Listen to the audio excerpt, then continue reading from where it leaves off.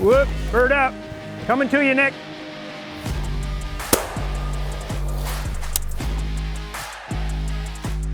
Is actually my first ever woodcock. Whoop.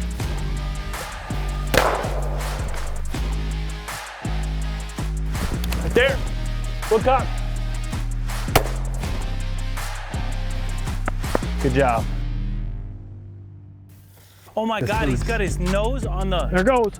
What? Got him. Did I? I literally shot, I couldn't see. I say it all the time, but even a blind squirrel finds a nut once in a while. That's a blind squirrel finding a nut. The last grouse I shot was with you as well. You're like my grouse godfather. Yeah, right. Once upon a time, I went back to Minnesota to hunt grouse with some friends, and we ended up shooting some woodcock too. So before I tell you this story, let me go ahead and just get that joke out of the way right now. Nothing like a nice warm cock in your hand with 3 guys. Wait a minute. Never mind, never mind. Well, Nick, how you doing back there? Anoka, Minnesota.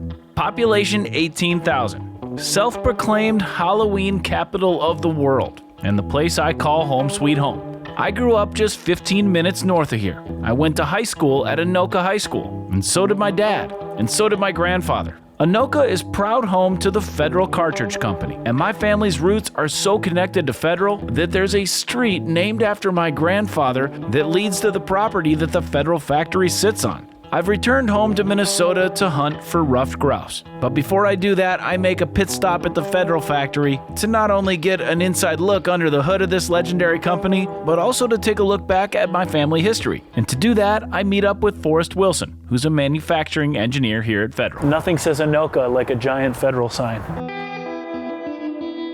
Look at all the old signs. That is so cool. Yes, you're entering the Hall of Decades through all the years that we've been in business right here. Really? Yes.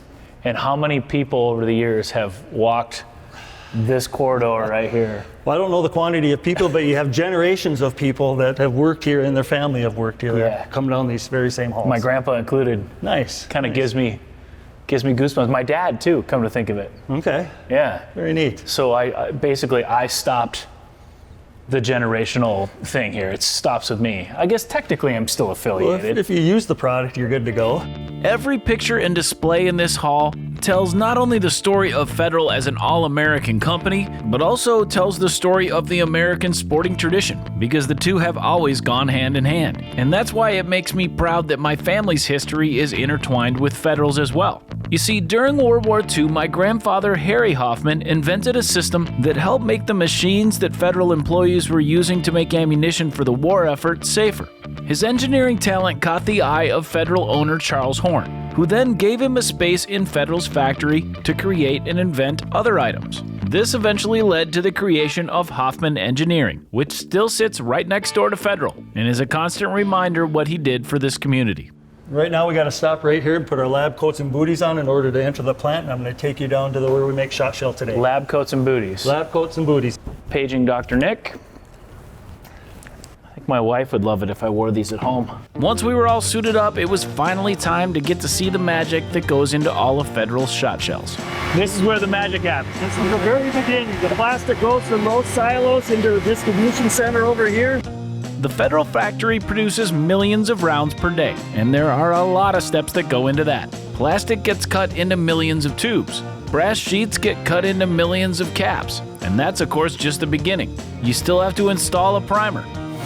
Back in the day, this was done by hand, every single one of them. You have to assemble it all. All I can think about is Laverne and Shirley. I just want to take like a glove and put it there and let it go. And Nick was never invited to the Federal factory ever again.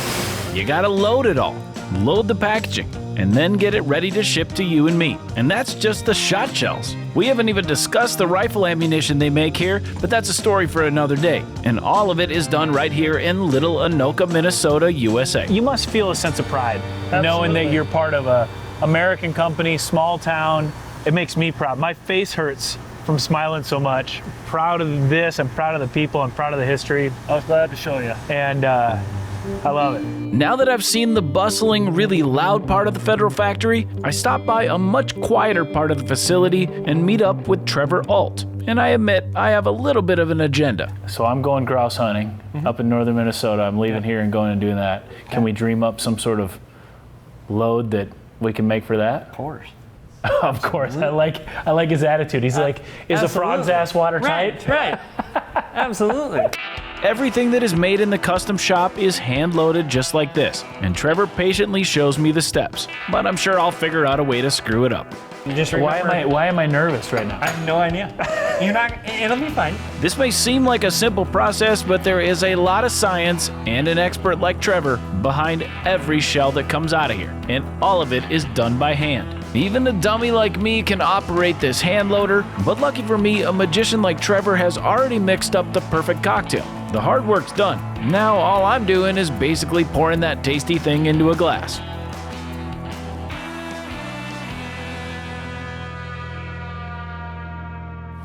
There you go. That's the last one. So then There from you that go, last point, one. How many did I just make? 200. 200? Mm-hmm. Well, I hope I don't need 200 shots. The only thing left now is to load them all up in a box and throw a label on it that I got to sign for good luck, which I'll gladly take because where I'm headed, I'm gonna need all the luck I can get. I'm gonna miss, the same way I do with everything. It's just gonna be a lot more expensive when I do it.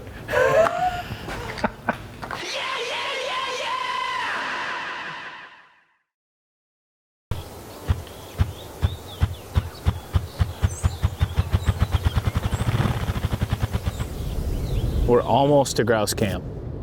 Northern Minnesota, the leaves are changing, and I haven't been to this part of the state in years, but being up here immediately makes all of these childhood memories flood back. The sense of nostalgia that I'm feeling right now is powerful, because every memory that's attached to this part of northern Minnesota for me as a kid involved something that I looked forward to all year.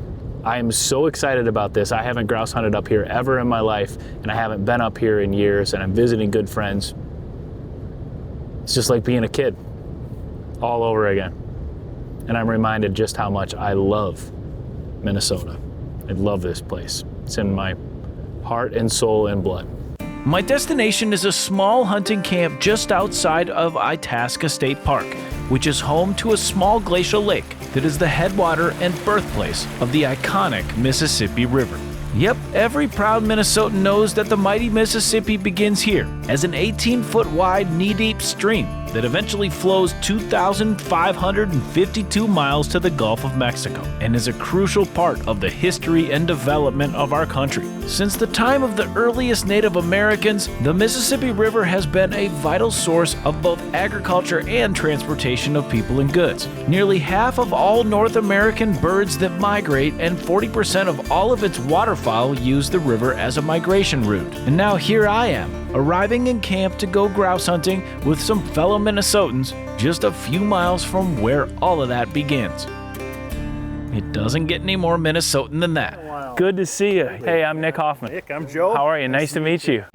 Meet Joe Machie. His family's been coming up here to hunt for generations, and they built this awesome camp they call the Hunting Shack a few years ago. Needless to say, he definitely knows his way around these parts. And my other partner in crime for the next few days is my buddy John Zeman, who's one of the most respected dog trainers and bird hunters in the state. And you can bet that the three of us are not gonna waste any time getting suited up, hitting the road, and getting the dogs out so I can make some silly voices before we get to hunting. Hi, Louie. Can you find me some birds? Yeah, we'll do our best. Can you find me some birds? All right. Yes. Look at it. Here. I'm not sure who's more excited, me or the dog.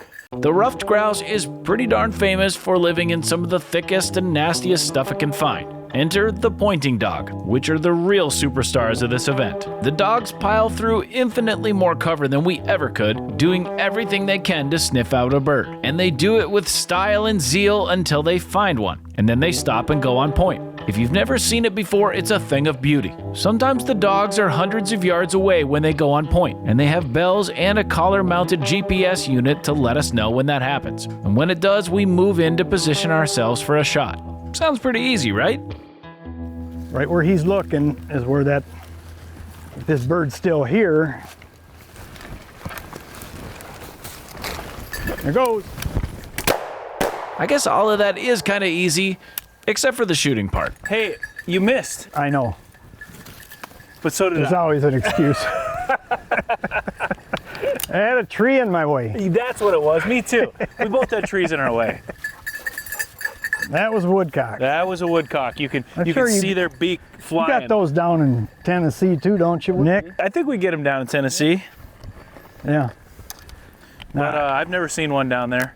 While the ruffed grouse is a permanent resident here, the woodcock is not. They're a migratory bird that only show up for a short period of time every year. And I figured that if the dogs aren't very picky about which ones they want to point, then who am I to be picky about which ones I want to shoot at? Whoop. I saw it fall. I got it. First blood. Softball. He goes, that was a softball. Basically saying even a blind guy could hit that. Oh, no. There you go. Hi. Good boy. Good boy. Nice shooting there. Thank you. And that is actually my first ever woodcock. Is it really? Yep. Nice. How about that? Nicely pointed. Nicely pointed. Retrieved. Good job, buddy. Yeah, they got to do the And a little victory roll. Exactly what that is. They all do it. This bill is crazy. When God made the woodcock, it was with all the leftover parts he had from making everything else. That's what they say. I can see that. Their ears are actually in front of their eyes.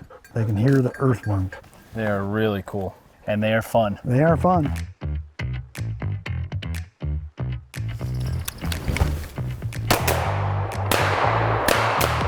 Got it. John's dogs put on a world-class show which presented us with all sorts of shooting opportunity. But let me just say that the cover that these birds want to be in usually makes for some pretty difficult shooting. You get him? No. Yeah, that was a Yeah, girl. that was a grouse.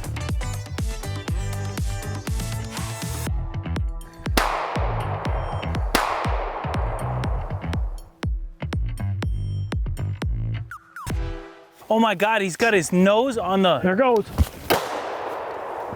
Did you get it? No. The fact that these dogs will hold for as long as they do and sit here and wait for us to get here, and you're coming through this thick brush and then the dogs materialize on point.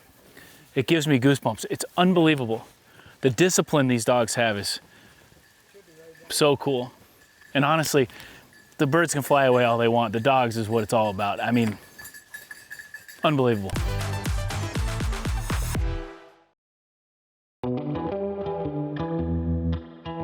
I'm in the northern part of my home state of Minnesota, just a few miles from the headwaters of the Mississippi River. I've come all this way to hunt for the ruffed grouse, which pretty much brings us to the middle of nowhere. Nick, that sign, that's the equivalent of pathway to the honey hole. It's even got rifle shots in it. It's been my experience. The history of pointing hunting dogs dates back to the time before guns were invented. Back then, the dogs were bred and trained to locate a bird and then freeze and point to where the birds were so that their handlers could come with nets and cover up both the birds and the dogs, which is pretty genius if you ask me. And as time went on, both the pointing dog and the sport of hunting with them evolved. But in its essence, it's still the same as it was way back then. The dog locates a bird, it points, and then it waits for its hunter. As you can imagine, all of this takes a lot of training. And when it comes to training pointers, lucky for me, I'm hunting with my buddy John Zeman, who is a true expert. How did this all begin for you? I always wanted a dog. I was 15 years old. Went to the school library. They had outdoor life, they had field and stream, and sports afield, I think it was. Went through the pages of those, and I always just dreamed of having a bird dog. So you were 15 and you ended up with your first dog? My first pup, you know, and I've been fortunate to have, you know, a number of really nice dogs, and I owe it to the dogs. If I have any recognition or whatever from other people, it's the dogs that gave me that. From that 15-year-old guy with his first dog, John has grown into one of the most respected trainers in the area, and he's probably forgotten more about pointers than most people will ever learn. And his passion for hunting over those dogs has taken him all over the place for all sorts of species. But he tells me that the challenge of hunting rough grouse here at home in Minnesota with his dogs will forever have a special place in his heart. The rough grouse is probably the most challenging bird for a dog to learn how to handle. They don't tolerate a dog getting close. It's really rewarding when you can develop a dog that can consistently get grouse pointed. It's not common to have that. And it all started in the library. Oh yeah, yeah. This kind of hunting has a pace that feels chilled out and kind of zen, that John lovingly refers to as a long walk with the dogs where you carry a gun too just in case. And that afternoon, my buddy Brian Kelvington, who works at Federal, drove all the way up from Anoka with his dog to join us on that long walk. And we immediately got into the birds. There he is, straight in. Whoop. Right there. Whoop.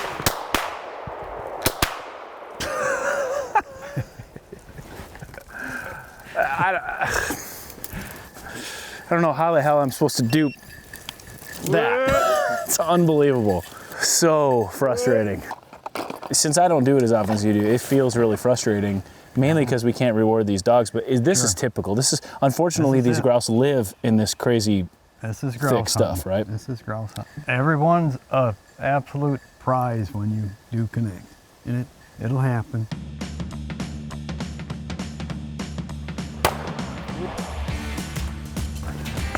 Good job. Right there. Woodcock. Whoop. Whoop. Whoop. Got him. Did I? Did I get him? You got him. I literally shot where I couldn't see. I say it all the time, but even a blind squirrel finds a nut once in a while. That's a blind squirrel finding a nut. That's really cool. Good boy. Good boy. Good boy. Congratulations, buddy. Wow. Look at that. Unbelievable. Yeah. Look at how beautiful that is. Now this is a male. 2 dots is a male. And then they also, on the tail fan, the females will have a broken, these 2 center tail feathers will be a lighter color on the band. The last grouse I shot was with you as well. You're like my grouse godfather. Yeah, right. I don't know. I think that makes him sound old. Did I just offend you? I'm sorry. No.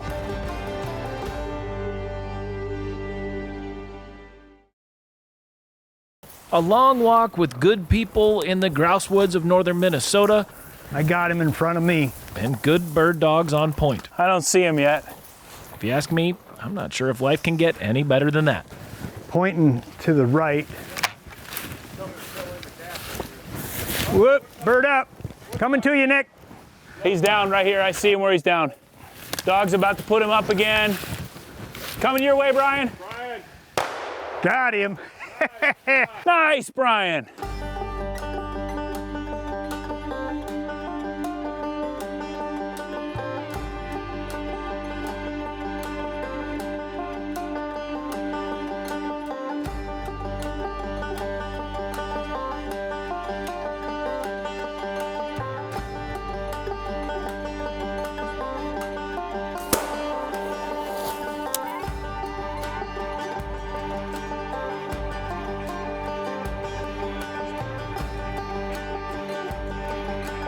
Coming home to Minnesota to go on this hunt was nothing short of food for my soul, which for me is exactly what hunting is and should be. The added benefit is that if you're successful, it also is food for your belly.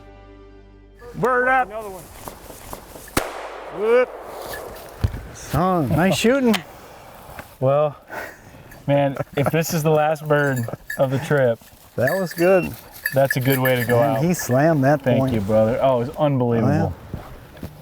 Yeah. This has been This is- unbelievable, and just another testament to how wonderful God's country is. The Oh, yeah. state of Minnesota. Home is sweet it. home, baby. This is it. Thank you, Minnesota. Once we got back to camp, we cleaned the birds, then we take the fillets inside and get them prepped for the grill, and just for fun we make bacon-wrapped poppers out of the woodcock. Then it was finally time to make a cocktail and take everything outside where John does the grilling, and Joe and I have more of what I like to call a supportive role. This is my kind of grouse camp, where I just get to sit back and drink old fashions and watch another guy cook. A few minutes later, the expert tells us that it is time to eat, and that means bacon-wrapped woodcock first. That's fantastic. I can't wait to taste that grouse. I'm gonna just take a. tenderloin. That's pretty good too. I don't know. Bacon wrapped woodcock, that might be where it's at. You could live off it. A person could live off that. The way we're shooting, could we live? No, I think we'd die. We're gonna starve, but we're gonna have fun doing it. The very first hunt that I ever went on was just about an hour from here, and that day was the spark that lit a fire that I could have never imagined where it would take me. A young John Zeman checked a book about dog training out of a library, and that book led to his first bird dog, and that changed the course of his life forever. Back in my hometown, a young man named Charles Horn bought a struggling ammunition company in the 1920s, but I'm not sure he could have ever imagined what Federal Cartridge would have become 100 years later. That same man recognized something special in my grandfather, and that planted a seed that would change not only my grandpa's life, but also the entire face of Anoka, Minnesota. The point is that I see now that life is a bit like a grouse hunt. When you let the dogs go and you load your gun and you set out walking, there is no way to know where that walk's about to lead you. The dogs may or may not go on point and you may or may not get a bird. But one thing is absolutely for sure. You'll never find out if you don't take that first step and go on that long walk with your dogs.